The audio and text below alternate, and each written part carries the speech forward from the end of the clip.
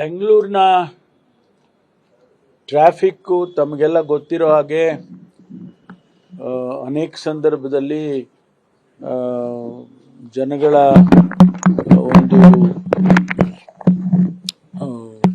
ಒಂದು ರೀತಿಯಲ್ಲಿ ಕುಖ್ಯಾತಿಯನ್ನು ಪಡ್ಕೊಂಡಿದ್ದು ತಮಗೆಲ್ಲ ಗೊತ್ತಿದೆ. ನ್ಯೂಯಾರ್ಕ್ ಟೈಮ್ಸ್ನಲ್ಲಿ ಕೂಡ ಹಿಂದೆ ಎಲ್ಲ ಬರೆದಿದ್ರು. ಅದಾದ ಮೇಲೆ ನಾವು ಬಹಳಷ್ಟು ಇಂಪ್ರೂವ್ಮೆಂಟನ್ನು ಮಾಡಿ ಈ ಟ್ರಾಫಿಕ್ ಮ್ಯಾನೇಜ್ಮೆಂಟ್ ಸೆಂಟರ್ನ ಮಾಡಿ ಅದಕ್ಕೆ ಏನೆಲ್ಲ ಟೆಕ್ನಾಲಜಿ ಅಳವಡಿಸ್ಕೊಳ್ಬೇಕು ಅದನ್ನೆಲ್ಲ ಮಾಡಿ ಭಾಳಷ್ಟು ಉತ್ತಮಪಡಿಸ್ತಕ್ಕಂಥ ಕೆಲಸವನ್ನು ನಮ್ಮ ಟ್ರಾಫಿಕ್ ಪೊಲೀಸು ಬ್ಯಾಂಗ್ಳೂರು ಕಮಿಷನರೇಟು ಮಾಡಿದೆ. ಇದರಲ್ಲಿ ತಮಗೆಲ್ಲ ಗೊತ್ತಿರೋದು ತುಂಬ ಹೆಚ್ಚು ವಾಹನಗಳು ಬೆಂಗಳೂರು ಸಿಟಿಯಲ್ಲಿ ಇರ್ತಕ್ಕಂಥದ್ದು.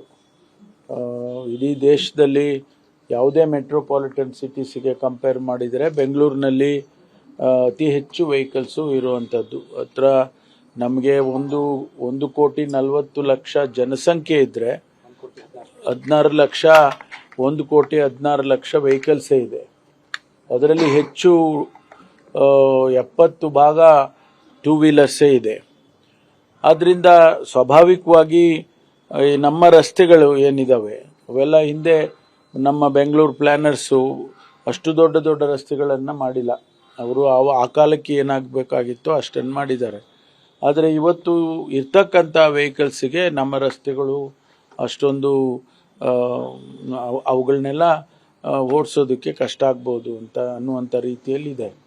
ಅದಕ್ಕಾಗಿ ಇರುವಂಥ ಇನ್ಫ್ರಾಸ್ಟ್ರಕ್ಚರ್ ಫೆಸಿಲಿಟೀಸಲ್ಲಿ ಹೇಗೆ ನಾವು ಟ್ರಾಫಿಕ್ಕನ್ನು ಮ್ಯಾನೇಜ್ ಮಾಡಬೇಕು ಅನ್ನೋದ್ರ ಬಗ್ಗೆ ಈಗಾಗಲೇ ಭಾಳಷ್ಟು ಮಾಹಿತಿಗಳನ್ನು ಪಡ್ಕೊಂಡು ಅನಾಲಿಸಿಸ್ ಮಾಡಿ ಅದನ್ನು ಮಾಡ್ತಾ ಇದ್ದಾರೆ. ಆದರೂ ಇನ್ನೂ ಹೆಚ್ಚು ಉತ್ತಮಪಡಿಸ್ತಕ್ಕಂಥದ್ದು ಆಗಬೇಕು. ಅದಕ್ಕೆ BBMP ಅವರು ಇನ್ಫ್ರಾಸ್ಟ್ರಕ್ಚರ್ ಮಾಡಿಕೊಡ್ಬೇಕು. ಆಮೇಲೆ ನಮ್ಮ ಟ್ರಾನ್ಸ್ಪೋರ್ಟ್ ಡಿಪಾರ್ಟ್ಮೆಂಟ್ನವರು ಕೂಡ ಅವರು ಸಹಕರಿಸಬೇಕು. ಯಾಕೆಂದರೆ ಬೆಂಗಳೂರು ಸಿಟಿಯಲ್ಲಿ ಬಸ್ಗಳೇ 6,500-7,000 ಬಸ್ಸಸ್ ಓಡುತ್ತೆ ಪ್ರತಿ ದಿವಸ. ಹಾಗಾಗಿ ಅವರು ಕೂಡ ನಮಗೆ ಸಹಾಯ ಮಾಡಬೇಕು. ನಮಗೆ ವಿಶೇಷವಾಗಿ ಮಳೆಗಾಲದಲ್ಲಿ ಭಾಳ ತೊಂದರೆ ಆಗ್ತಕ್ಕಂಥದ್ದು. ಸ್ವಲ್ಪ ಮಳೆ ಬಿತ್ತು ಅಂತೇಳಿದರೆ ಬ್ರೇಕ್ ಡೌನ್ ಆಗ್ತದೆ. ಒಂದು ವೆಹಿಕಲ್ ಬ್ರೇಕ್ ಡೌನ್ ಆದರೆ ಅದು ಹಿಂದಕ್ಕೆ ಟ್ರಾಫಿಕ್ ಎಲ್ಲ ಜಾಮ್ ಆಗುತ್ತೆ. ಈ ಥರದ ಸಮಸ್ಯೆಗಳನ್ನೆಲ್ಲ ಬಗೆಹರಿಸೋದು ಹೇಗೆ ಅಂತೇಳಿ ಅದಕ್ಕೂ ಕೂಡ ನಾವು ಯೋಚನೆಯನ್ನು ಮಾಡ್ತಾ ಇದ್ದೇವೆ. ಅದಕ್ಕಾಗಿ ಇವತ್ತು ನಾನು ಇಲ್ಲಿ ಟ್ರಾಫಿಕ್ ಮ್ಯಾನೇಜ್ಮೆಂಟ್ ಸೆಂಟರ್ಗೆ ಬಂದು ನಮ್ಮ ಅಧಿಕಾರಿಗಳ ಜೊತೆಯಲ್ಲಿ ಕಮಿಷನರು, ನಮ್ಮ ಟ್ರಾಫಿಕ್ ಇನ್ಚಾರ್ಜ್ ಇರ್ತಕ್ಕಂಥ ಅನುಚೇತ್ ಅವ್ರನ್ನೆಲ್ಲ ಮಾಡಿ ಏನು ನಾವು ಯಾವ ರೀತಿ ಇದನ್ನು ಸಮಸ್ಯೆಯನ್ನು ಬಗೆಹರಿಸಬೇಕು ಈಗಿನ ಪರಿಸ್ಥಿತಿಯಲ್ಲಿ ಅಂತೇಳಿ ನೋಡೋದಕ್ಕೆ ಬಂದಿದೆ. ನಮಗೆ ಈ ವರ್ಷ ಹೆಚ್ಚಿನ ಮಳೆ ಬಂದಿದೆ ಬೆಂಗಳೂರಲ್ಲಿ. ಎಲ್ಲ ಕಡೆನೂ ಬಂದಿದೆ, ಬೆಂಗಳೂರಲ್ಲೂ ಬಂದಿದೆ. ಹಾಗಾಗಿ ಸ್ವಲ್ಪ ಹೆಚ್ಚಿನ ಸಮಸ್ಯೆಗಳು ಇರ್ತಕ್ಕಂಥದ್ದು. ಅದರಲ್ಲಿ ಇರೋದ್ರಲ್ಲಿ ಹೇಗೆ ಮ್ಯಾನೇಜ್ ಮಾಡಿದ್ದಾರೆ ಅನ್ನೋದನ್ನು ಕೂಡ ನಾನು ನೋಡೋದಕ್ಕೆ ಬಂದಿದ್ದೆ.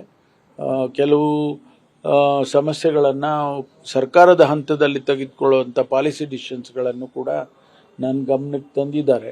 ಅದನ್ನು ನಾವು ಸರ್ಕಾರದಲ್ಲಿ ತೆಗೆದುಕೊಳ್ತೇವೆ. ಜೊತೆಗೆ ಮುಂದಿನ ದಿನದಲ್ಲಿ ಆದಷ್ಟು ಶೀಘ್ರವಾಗಿ ಒಂದು ಕೋಆರ್ಡಿನೇಟೆಡ್ ಮೀಟಿಂಗನ್ನು ಮಾಡಬೇಕು ಅಂತೇಳಿ ತೀರ್ಮಾನ ಮಾಡಿದ್ದೇವೆ. ನಾನು ಮತ್ತು ನಮ್ಮ ಕಮಿಷನರವರು, ಟ್ರಾನ್ಸ್ಪೋರ್ಟ್ನವ್ರನ್ನ, BBMP ಅವ್ರನ್ನ ಮತ್ತು ನಮ್ಮ ಪೊಲೀಸ್ ಅವ್ರನ್ನ ನಾವೆಲ್ಲ ಒಟ್ಟಿಗೆ ಒಂದು ಸಭೆ ಮಾಡಿ ಅವರವರ ಸಮಸ್ಯೆ ಏನಿದೆ ಒಂದು ಕೋಆರ್ಡಿನೇಟೆಡ್ ಎಫರ್ಟನ್ನು ಮಾಡಬೇಕು ಅಂತೇಳಿ ತೀರ್ಮಾನ ಮಾಡಿದ್ದೇವೆ. ಅನುಕ್ಷಣದ ಸುದ್ದಿಗಳಿಗಾಗಿ ವಿಸ್ತಾರ ನ್ಯೂಸ್ ಯೂಟ್ಯೂಬ್ ಚಾನೆಲ್ ಸಬ್ಸ್ಕ್ರೈಬ್ ಮಾಡಿ. ಹೊಸ ಸುದ್ದಿಗಳ ನೋಟಿಫಿಕೇಶನ್ಗಾಗಿ ಬೆಲ್ ಐಕಾನ್ ಕ್ಲಿಕ್ ಮಾಡಿ. ಲೇಟೆಸ್ಟ್ ಅಪ್ಡೇಟ್ಸ್ಗಾಗಿ www.vistaranews.com ವೆಬ್ಸೈಟ್ಗೆ ವಿಸಿಟ್ ಮಾಡಿ. ಅಂಗೈಯಲ್ಲೇ ಜಗತ್ತಿನ ಸುದ್ದಿ ತಿಳಿಯಲು ವಿಸ್ತಾರ ನ್ಯೂಸ್ ಕನ್ನಡ ಆಪ್ ಡೌನ್ಲೋಡ್ ಮಾಡಿ.